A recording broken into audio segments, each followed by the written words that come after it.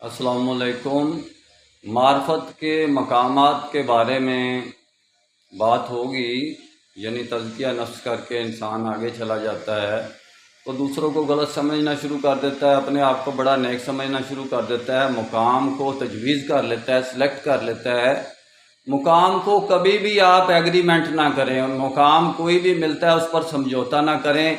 यानी हर मुकाम से आगे एक मुकाम है, यानी मुकाम अभी इश्क के इम्तहान और भी हैं, सितारों से आगे जहां और भी हैं, मुकामात आहो फुगां और भी हैं। मुकाम पर भरोसा ना करो, मुकाम पर तवक्कल ना करो, अपने मकसद पर ध्यान दो, शाहीन की तरह अपनी परवाज़ को जारी रखो और अपने हदफ पर कायम रहोगे तो फिर वो आपको मुकामात मिलते जाएंगे जो अगले भी हैं।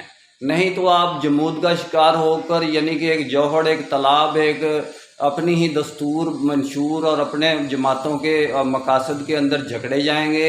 इस्लाम की तहरीक को, इस्लाम की जमात की तरफ आप नहीं आएंगे। फिर इसलिए मुकामात को छोड़ो भाई, मुकामात को छोड़ो, अपने मकसद की तरफ आओ। इंशाल्लाह मुकामात आपके कदमों में आ जाएंगे, क्योंकि जब मोहम्मद रसूलुल्लाह सल्लल्लाहु अलैहि वसल्लम मेराज पर गए तो रास्ते में कितने मुकामात थे मार्फत के जिनको बातनी दुनिया के जिनको आप सल्लल्लाहु अलैहि वसल्लम ने बिल्कुल ऐसे देखा कि जैसे कि आपको जल्दी हो कि आपने अल्लाह ताला का दीदार करना है।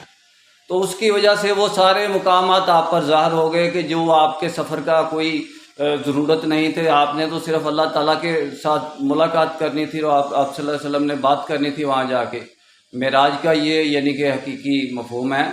इंशाल्लाह फिर बात होगी। मेरा काम इस्लामिक वर्ल्ड की अमन और यूनाइटी का है।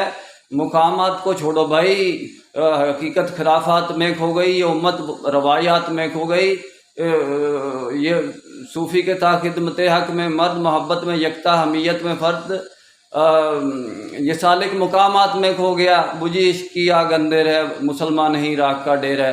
कहने का मतलब मुकामात को छोड़ो। इंशाल्लाह निस्बत वहदत खिदमत खैर के साथ फिर दोबारा मुलाकात होगी। अल्लाह हाफ़िज़।